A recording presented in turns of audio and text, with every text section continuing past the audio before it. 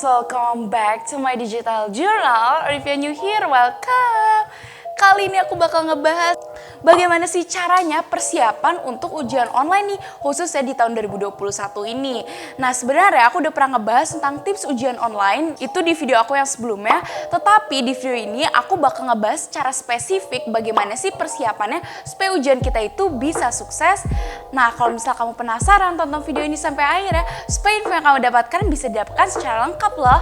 Oke, tanpa lama-lama lagi, langsung saja kita ke videonya.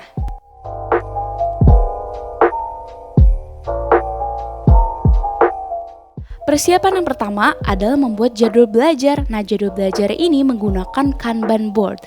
Nah, Kanban board ini adalah sebagai alat bantu untuk memperlihatkan status belajar kita itu sampai mana sih. Nah, bagaimana caranya membuat yang namanya Kanban board? Kamu membagi papan Kanban board itu menjadi 3 kolom, yaitu kolom pertama ada kolom to do, itu adalah untuk list mapel-mapel untuk ujian nanti. Kemudian kalau misalnya mapel tersebut sedang kamu pelajari, kamu pindahkan mapel tersebut ke kolom yang in progress. Nah, setelah misalnya aku udah selesai nih mengerjakan atau mempelajari mapel tersebut, lalu kamu boleh memindahkan mata pelajaran tersebut ke kolom done, yang artinya kamu sudah mempelajari mata pelajaran tersebut. Nah, ini akan mempermudah banget nih buat kamu yang supaya nggak bingung lagi, aduh mana sih mata pelajaran yang belum aku pelajari dan mana yang sudah aku pelajari.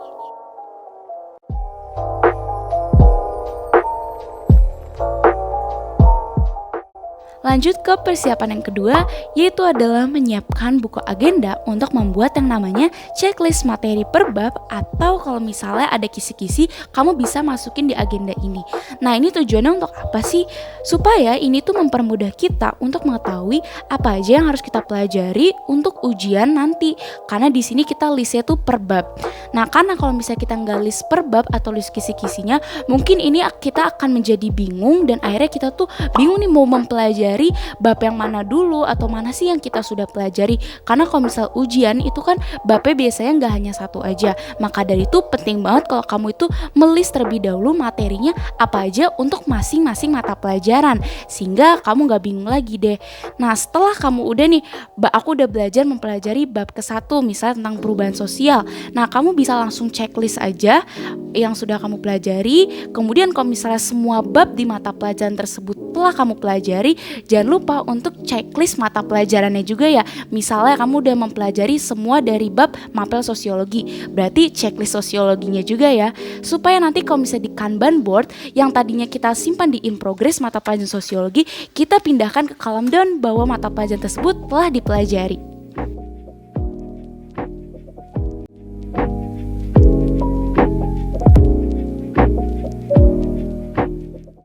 Persiapan yang ketiga adalah membuat study schedule atau jadwal belajar berdasarkan list materi atau kisi-kisi yang telah kita buat di persiapan sebelumnya, yaitu checklist.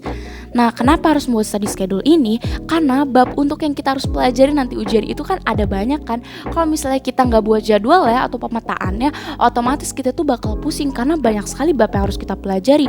Belum dari mata pelajaran ini, belum dari mata pelajaran itu. Sehingga buat study schedule ini akan lebih baik lagi ketika kita tuh jadi membuat pemetaan gitu. Jadi hari Senin kita belajar apa, hari Selasa belajar apa, hari Rabu belajar apa, dan seterusnya.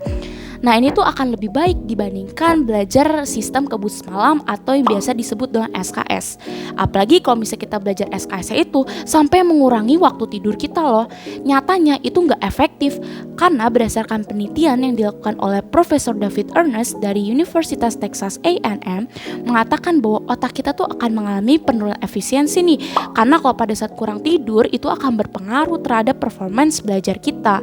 Dan juga kalau misalnya belajar SKS itu lebih disimpan di memori jangka pendek dibandingkan memori jangka panjang, sehingga belajar nyicil ini akan lebih efektif dan efisien dan menyimpan hasil belajar kita itu di memori jangka panjang dibandingkan belajar SKS. Jadi utamakan belajar secara nyicil ya dibandingkan SKS.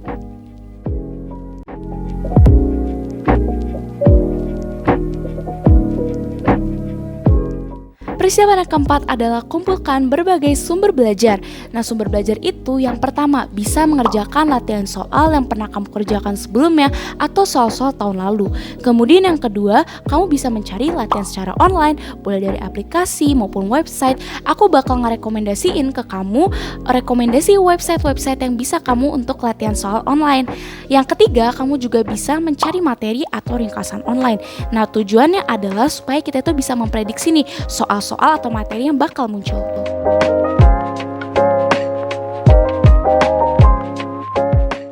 Rekomendasi belajar online yang pertama menggunakan YouTube channelnya Inspek History. Nah, ini adalah dikhususkan buat kamu yang ingin belajar sejarah tetapi dengan cara yang berbeda dan jauh lebih menarik. Nah, ini juga berdasarkan request ya dari teman-teman bagaimana sih atau tips belajar sejarah. Nah, salah satunya tonton video dari Inspek History karena di sini kita tuh disuguhkan sama animasi-animasi yang menarik dan juga cara penyampaiannya itu yang mudah dipahami oleh kita yang ingin belajar sejarah. Sehingga hasilnya adalah kita tuh belajar sejarah menjadi lebih menarik dan juga lebih mudah dipahami. Rekomendasi sumber belajar online yang kedua di sini adalah latihansoal.com. Sesuai dengan namanya, website ini tuh ada banyak sekali latihan soal mulai dari SD, SMP, SMA, dan berbagai mata pelajaran.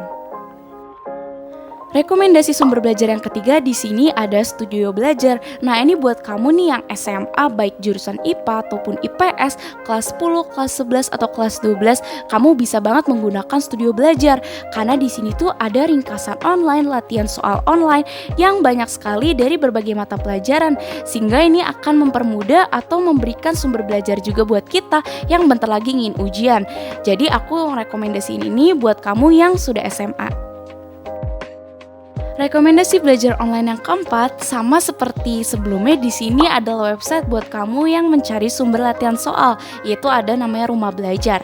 Di sini kamu bisa mencari latihan soal dari berbagai mata pelajaran dan juga kita tuh bisa mendapatkan nilai secara real time nih dari website Rumah Belajar. Jadi ini seru banget seperti kita sedang simulasi mau ujian. Jadi aku merekomendasikan Rumah Belajar. Well, that's all guys, itu adalah bagaimana cara persiapan untuk ujian online nih. Nah, aku mau tanya dulu dong ke kamu ujian online-nya kapan sih? Bisa komen down below supaya kita bisa diskusi bareng-bareng ya. Oh ya, kalau kamu ngerasa video ini bermanfaat ya, jangan lupa untuk share ke video ini ke teman-teman kamu supaya teman-teman kamu juga bisa tahu nih bagaimana persiapan ujian online. Oke, see you in the next video. Dadah!